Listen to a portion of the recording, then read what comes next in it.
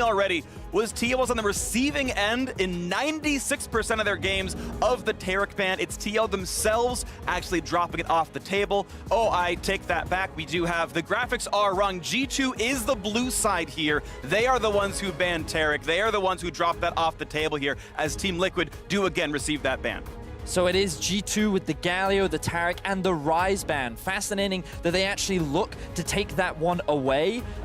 Typically, when we see Team Liquid playing on the red side, they actually put a lot of focus onto denying that Ryze pick away from their opposition. Or actually, in their semifinal, they left it open, and then they traded it to grab the Sylas themselves. Exactly. The Sylas has been their most successful of the flex picks, and the Ryze so successful for G2. So it's so weird to see each team banning those two champions out and leaving up the junglers. Let's take a look here, and there it is. The Jarvan is going to be the first one locked in. So much success throughout this tournament with junglers that have the ability to make the early game impact on the different lanes. And again, I want to reiterate, the graphic has been updated. G2 did choose blue side for game one, as was their right as the higher seed. This is Wonder taking the Jarvan, bringing it out of Smithy's hands, giving it to Jankos. Now, I wonder if Team Liquid do what they often did during the group stage, or the second half of the group stage rather, and prioritize this bot side of the map. In their semifinals, they usually went for the Sylas into jungle pick, whether that be the Rek'Sai, the Jarvan, and sometimes even the Skarner. But this time right now, they've already locked in Varus. This heavily suggests that with the Galio gone, Tahm Kench should be the priority. And some of the reasons throughout this turn that we've seen so much priority put on Varus, very strong laner. Also, bringing the ultimate with that crowd control to the mid-game team fights is a huge part of the identity of Team Liquid. Speaking of identity, Xmithy gonna lock in the Skarner. This was the champion that he used to get that fourth game victory over Invictus Gaming, picking it into the Rek'Sai and finding a lot of success. And I think Team Liquid, they didn't want to go Tahm Kench here because they were afraid of the Xayah Rakan duo. And they have the option to pivot right now, but it looks like that they don't want it. Rakan, a very big pick for Mikyx. Looks best when he is on an aggressor, when he can go forward, start the team fights. Perks, of course, really good on the Xayah alongside it. This is a player, back when he was a mid laner, would still play Xayah and get funneled on it. Certainly a lot of expertise in this champion. This is a premier bottom lane for G2. Yeah, definitely a huge second round couple of power picks here for G2. Mikyx, some of the biggest moments for this player have been on the flashy champions that can create those engages, start those skirmishes, catch people off guard. And one of the reasons, Vedis, you're kind of alluding to possible pivots away from Tahm Kench after the Rakan, with the charm up, you can collect multiple members, with your CC and your engages. He does have to be a little bit careful of the burst damage coming out of the other side, and oftentimes we'll see teams that are against Rakan, especially in the mid lane, draft some of that burst damage to try and instantly kill him upon initiation, because that is the weakness of the champion, bit squishy. G2 now looking to take away some of the safe picks that Impact has often defaulted to, the Kennen being the main one. They may look to take away the Gangplank, but he didn't actually play it a single time in their best of 5 against Invictus Gaming. So we'll see what G2 look to take away off the board. Maybe they look to take away Jensen Syndra or Orianna if they consider it a big threat, considering that the LeBlanc is already gone away from Caps. Lissandra, of course, up as well if we are going to see mages throughout in the mid lane here. One final ban for G2 Esports. How good is their homework? What do they think Team Liquid would pick to best round out the composition? Vladimir is off the table. It's 2 bans at Impact. Typically plays long range, safe laners who don't need help, can get away from the 1v2s and then flank in the team fights. The Kennen, the Vladimir, and the Nico, all prime picks for him are gone. Exactly, those big AoE abilities for team fights have been the common thread in Impact's picks. So very good, I think, couple of last bans there on the side of G2 to try and take that away. But he goes right back to where he started. In the group stage, Impact, the single best performing player of Team Liquid. Gangplank was a mainstay, tries to stay safe on the top side, and a big difference between Gangplank and the Kennen or Vladimir is that the ultimate can be committed without having to use your teleport to the other side of the map. Well, now we see the Swain coming out from G2.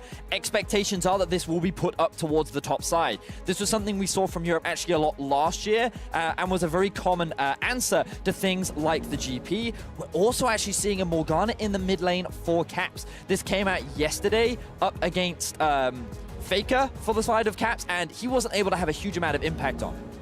And now it means that you get the counter pick possibility here for Jensen in the mid lane. Team Liquid credited him with the reason for their win over IG was camp rookie, get Jensen ahead. He's a good player. He can carry us through. That strategy did work. And now Orianna, I would say Jensen's #1 signature pick, is here in game 1 of the final. And with these last 2 lock-ins of the mid laners, I don't expect as much camp towards the mid lane. Morgana Black Shield, the reason for this last pick here from G2. Such a good defense against Skarner. Makes it so you don't have to pay those QSS taxes quite as quickly and quite as focused there. The Black Shield's such a good defense. So we will see how they get through the early game here, because again, my eyes turn towards the top side. This Swain pick for G2 seems to be one of the most advantageous points. My expectations are that both teams actually look to invest a lot of resources towards the bot side of the map. I wouldn't be surprised to see Jankos actually make a level 2 play down on the duo to try and burn some summoner spells and see if they can leverage the level 6 spike of this Zyra Khan. Biggest choice for Jankos. Will he go for the bottom side like you're talking about, or try and dive the gangplank? We've got to see. Coaches shake hands after game 1 of Champions Select, a best of 5. There are at least 2 more drafts to go, but we're hoping it goes all the way to that 5th game.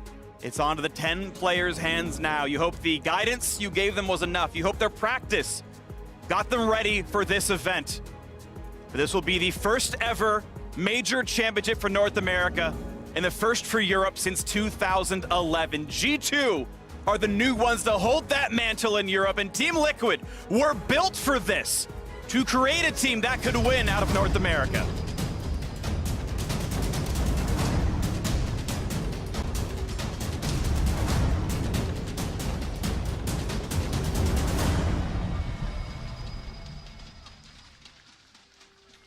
And we are on to the Rift, that headless trophy in that top lane. That head will be replaced at the conclusion of this series with one of those icons. G2 or TL will be immortalized in Summoner's Rift itself for winning MSI 2019.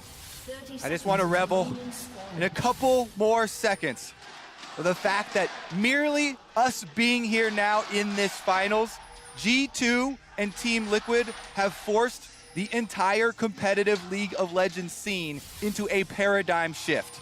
EU and NA fighting for everything. Whew. That was a great moment, Kobe. I liked it a lot. Right. I'm glad you were here to share it with me. But And the fight is already beginning. A knock-up there on Jensen, getting auto-attacked a bit. He should stay alive if the pool comes down, and a flag drops him dangerously low. Mickey could have considered actually committing the Ignite initially, but out they go after he earns about 30 gold. Jensen is sitting on the cleanse. Mickey, the cooldown of the W is coming up soon. They could look for a play onto Core JJ. Forced to flash very early on. Questionable decision-making there from Core JJ. Yeah, waiting in the brush, knowing 4 members are coming just to get a tongue lash, and then having to blow your flash for it. North America already on the losing end here of the level 1. But TL's bottom lane will be able to get priority in this 2 versus 2 because Perks and Mickey forced to assist in terms of the early jungle advantage. But actually, Core JJ and Double F not going to try and leverage this right now. So actually, it's going to be a very even start. And you can watch the pathing for the Jarvan of G2 right now. Jankos is in the river right now. Scuttle spawns in a few seconds, but he's already next to that brush as well. If there is a gank to be had, now he's on a ward, so it's not going to be too stealthy. But if there was an attempt for a bot lane pressure, it would be there. Meanwhile, Xmithy clears off the red buff and the Raptor camp before heading into the top side scuttle. They will trade after the vision's been given over. Looks like Jankos is headed towards the Scuttle Crab to try and contest it. His mid lane is pushed. Xmithy does not have the support of his lanes. He has the damage though, and with it being stunned, Smite will do bonus damage, gets it out before his opposing jungler can show up. And Smithy is currently up a camp right now as Wonder. Grabs to the 3 gold off the top, couple 3 health, and we see the top lane was pushed in as the expectation is for this matchup. Yeah, that is the exchange of going for the possibility of an early gank. Look, just trying to get down to the Skullcrab first there for Jankos, whereas Xmithy immediately on Skarner. You can annihilate those AoE camps even early on. Now, what you'll notice is that Wonder running the Grasp of the Undying rather than the typical Klepto that we often see for Swain picks. One of the reasons for that is because something we've talked a lot about is how Impact likes to play safe, and on the gangplank, it can be difficult to necessarily pick up those Klepto procs. So going for more of the sustained route and going much more for the, I'm just going to trade back with you every now and then, you try and hit me with your Q, well, fun fact, I'm going to hit you with mine. And you can see how every single time, Wonder's coming out ahead in the trade. Nice thumbing on a core JJ, dropped down about half HP, puts up the shield, but still chunked down a ton, about 250 as Guardian pops down as well. Good trading out of the G2 duo. Yeah, and good focus there. You want to continue to attack the Tahm Kench. There's no flash on core JJ, as well as whittling down the health bar. If you can get through the potions, then you can do so much work pressuring and forcing them to lose CS. Control ward goes down for Xmithie in order to clear out some of the G2 vision. But because the bottom lane for G2 was able to push there, they also get the Scryer's Bloom plant and information on the enemy jungler's whereabouts. Yeah, thanks to the pressure that G2's bot lane is applying, G2 actually have pressure in all 3 lanes right now. The Morgana has consistently pushed up in this 1 versus 1. It's very difficult for many mages to trade against the Morg because you see this Tormented Soil, it goes down, it forces the push, and the Black Shield means that you're often going to lose out on these small trades in the lane. Plus the fact that the level 1 forced Jensen 2 corrupting potion charges very early on, took 90% of his health bar in damage off the invade from G2. Currently, we're having a look bottom from Jankos in that Fog of War right now. And using that brush right there, so if there is a play to be had, it could be a knockup on a double. You can see core JJ playing towards the back. The slow is there. The knockup's going to find one, and they're burning down core JJ. First blood for G2 in the final. Xmithie has to run for the hills as TP comes in from an extra member. There is no extra kill to be had as Caps looks for a bind, finds damage on a double. If he's still taking the shots, under the turret they go, forcing the flash. What a play out of G2. Still, G2 focusing on that weakness that they opened up in the level 1, attacking core JJ. No flash on the Tahm Kench. First blood for G2. Here we see the setup. Jankos comes in from the lane. Doublelift and core JJ expected there to be presence in the river, which is why they were bringing Xmithie down. And notice how they completely ignore Doublelift and focus the flash, the support you were just saying at Kobe. G2 wanted to leverage where they already had an advantage, and they secure themselves first blood. Then Caps walking up past the minions here as Doublelift tries to throw out the arrow, gets the flash off of the AD carry as well. Now, great play out of G2 as we have Jankos coming down as well, and he knows there's no ward on him as Doublelift's very low on health, and Xmithie walks by a ward for this counter gank. This is a known 3-on-3. Now, do they have the damage output? Can core JJ save the target? The slow comes in, MickeyX jumps back, and it looks like for now a safe recall, but that recall can be stopped. There are wards in that brush. Great positioning there from core JJ to keep his AD carry alive. They're gonna go. Ooh, they're going on Xmithie. They know Doublelift isn't there. The slow is there on a Tahm Kench. He can eat for a little bit, but he's gonna be knocked up. And here comes the TPs from everyone else. They try to buy some time, but core JJ gonna die yet again. No TP for Doublelift. Instead it's Swain here, and the gangplank as well. The barrels come in, but there's no chain. He's gonna flash back to safety. The knockup coming in. They're gonna get yet another one. A double kill for Perks. And G2 lead the game with 3 kills at 6 minutes. 2,000 is the goal lead as they find multiple successful ganks down towards the TL duo. An explosive start right now as Jensen now tries to trade with Caps. Does put the shield on. QW might kill him. Black Shield, he flashes. Doesn't dodge the damage, but does stay alive. Jensen trying to do work there in the mid lane with a disaster for Team Liquid that has gone on the bottom side. G2 are continuing to keep up this pressure. Doublelift on the ward here, getting the recall off, but Xmithie and core JJ still far up in the lane, so as soon as it completes, Jankos and MickeyX know they can go for this. And notice how both top laners have just gone back to base. Wonder is waiting for the potential TP as Impact immediately comes in. At this point, Xmithie and Impact realize they cannot win a 2 versus 4, so they split apart and they get away with what minimal losses as they can. Yeah, G2 know that in all scenarios, they will be up 1 member because Doublelift does not have teleport on the Varus, and they force him back to base. So even if teleports go off, they will always be answered, and G2 is able to take advantage of those numbers. And now Impact is in this awkward situation where a slow push has started against him. So in a matchup where he's constantly getting harassed and is forced to kind of play under his turret, he's now forced to overextend without a flash against a level 6 Swain that already has a very big CS advantage. GG right now smashing this early game, 1,500 gold up, watching the trades now on the bottom side yet again. It is a farm lead for the TL side of things, but 2 kills obviously means a lot more on Perks, and we now have the attempt towards top lane. A slow, now comes the cage on top without flash. No easy way out for Impact, trying to run, not rooted just yet, but here comes the Swain ultimate, and they might just have the damage. Oh, he's running for dear life. The flash, as soon as it's enabled, he gets it. Wonder knocks down the 4th kill of the game. Jankos staying on the warpath here because of the bottom lane shenanigans. No flash on Impact, and he immediately goes to attack it. You pointed out the wave in a very bad spot, pushing away from him. Gangplank with no flash is taken down. This is exactly what we talked about, Kobe, and Jankos reads it too. He finds himself his 4th kill of the game, 100% kill participation, and coming into this series, you were talking about it, Kobe. We keep our eyes on the junglers, and so far, Jankos is the one that's getting this early lead for G2. A lot of this all built out at level 1. The flashless Core JJ was targeted. The bot lane pressure has been great as G2 can find ways to win through every single one of these lanes. Caps very frequently selfless in his ability to roam down or TP down to the other sides and get those kills coming through. Yeah, G2 have been one of the best teams at identifying just one weakness and forcing that weakness into a cascading effect of advantages for their entire map. Right now, pretty much everywhere except for mid lane is going extremely well for them. And this is something that Deficio was saying on the desk, where Caps is a player that is more than happy to sacrifice his own resources to better enable the team. And he's an individual that, on Morgana, can just offer a lot of utility. He's not there to be the damage dealer. He's there to provide a black shield, provide the CC from his binding and his ult, and then allow players like Perks, like Wonder, to be the big threats as we move into the mid game. And of course, good thing for that is both Wonder and Perks are the gold leaders of the game above everyone else on the Rift. Now a fight towards bottom side yet again.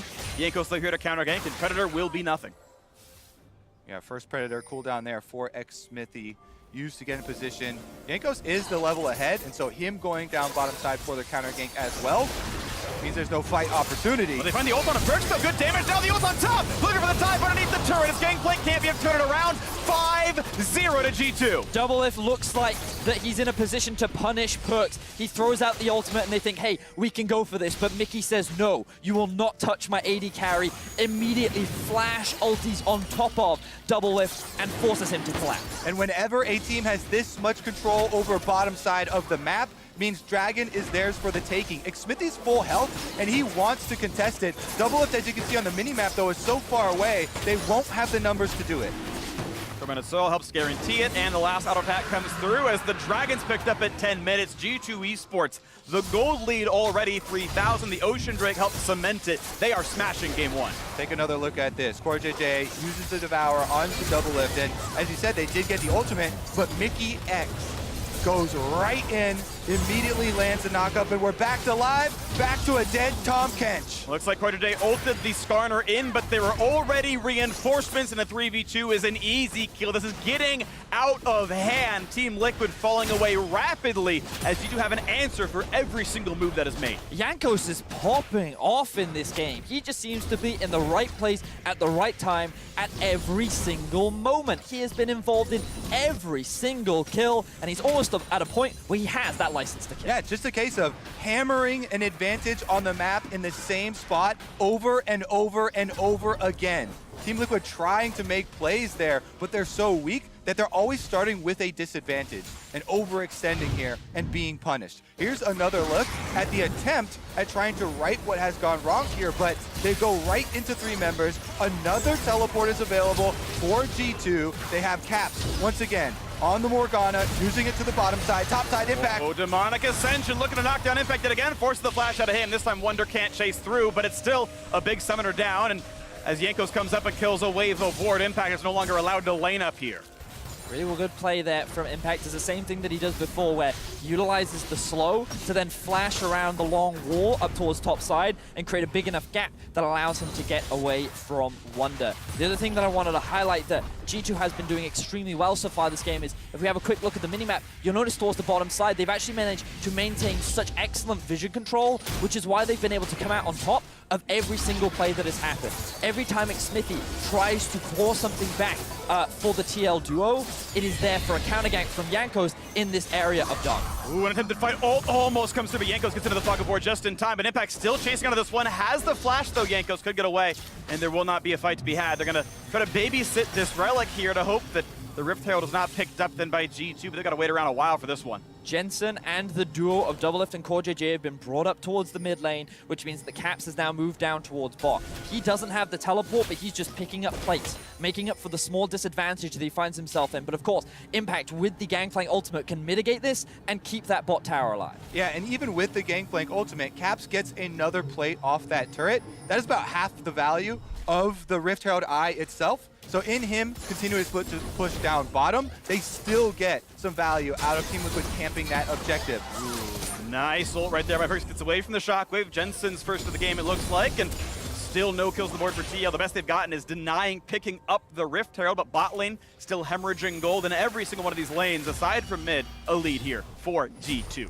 Now, one of the big things for Team Liquid in their series against IG was that in the early game, they would actually match Invictus Gaming in a lot of these early skirmishes, and they actually found themselves in a decent gold lead very early on into the game. It was often in the mid game when IG looked to play around Baron, where they looked to falter, and then they relied on their late game team fighting. The core difference here is that every time TL has tried to match, they failed. They haven't been able to pick up any kills. They haven't been able to trade anywhere else on the map. And right now for Team Liquid, it feels like that they're losing just across the board. They might be losing even some more as the fourth play comes out of top lane. Here comes a dive on Impact yet again. Demonic Ascension, but can they burn him down? Yes, Double Lift is there to turn around the first kill of the final, but Jankos able to cleanly walk away, gets the flash out of the tongue lash. So Team Liquid finally answer back.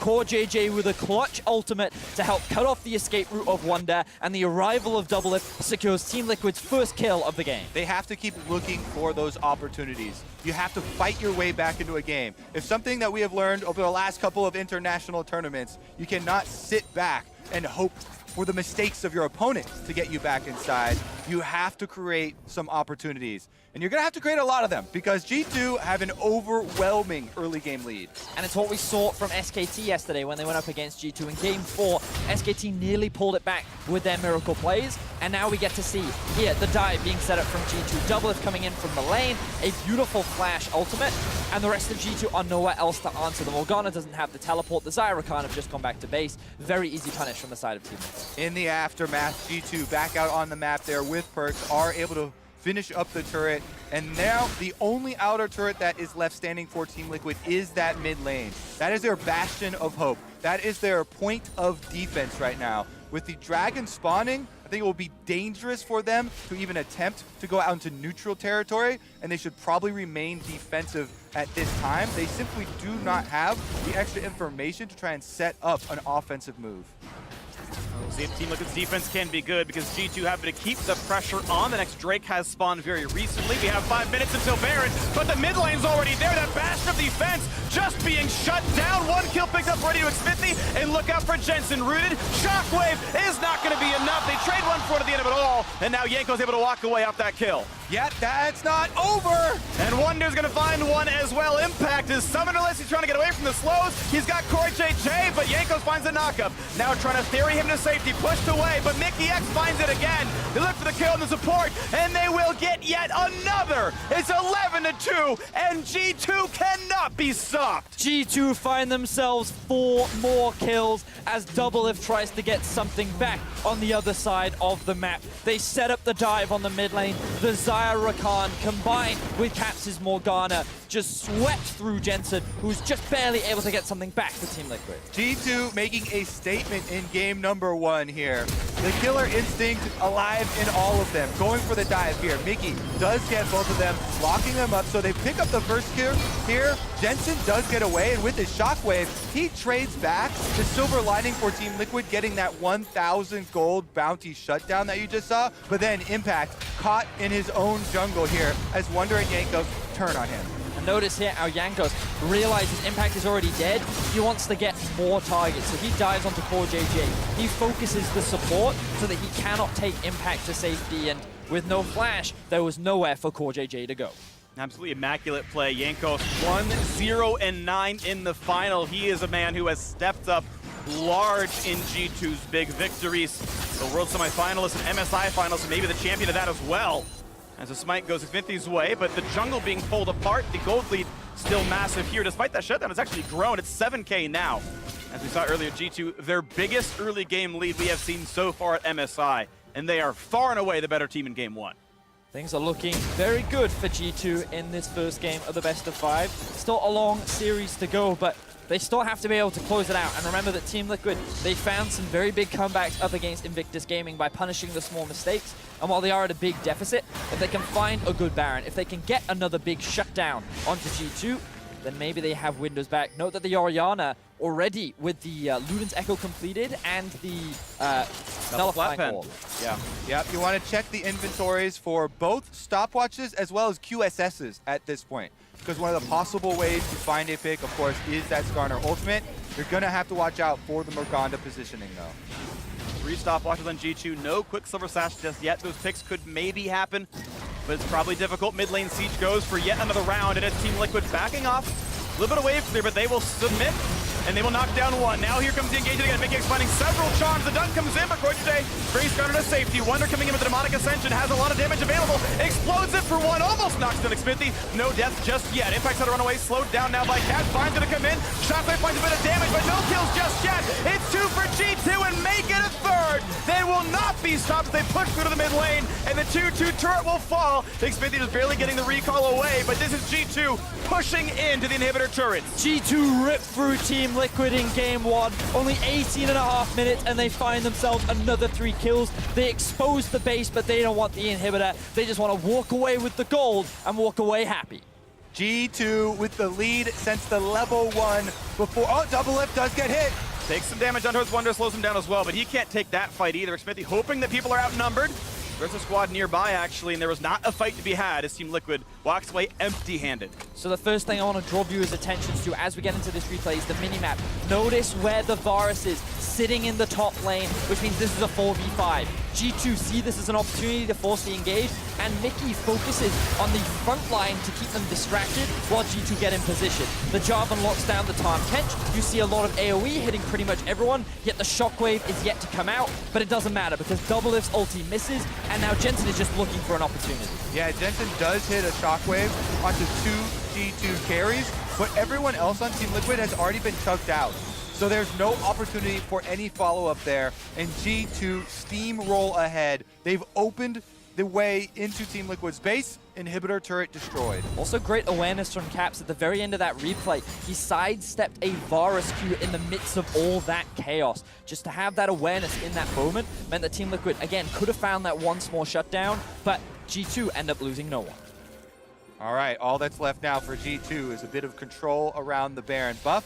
They've already opened up Team Liquid's base. If they get the Baron, that will be the power they need to finish it off.